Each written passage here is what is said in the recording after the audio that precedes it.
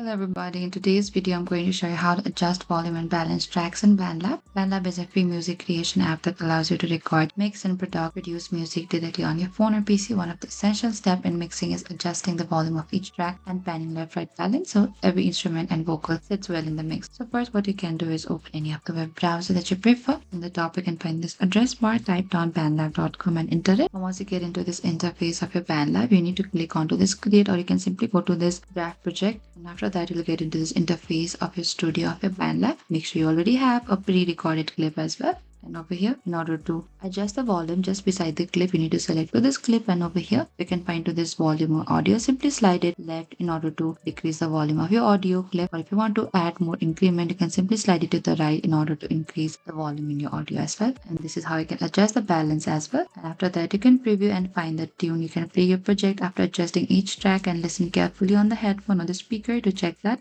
And that is it. This is how you can adjust volume and balance track in BandLab app. Thank you for watching this video. I hope I could help you. If you have any queries or confusion, please comment down below and we will reach out to you very soon.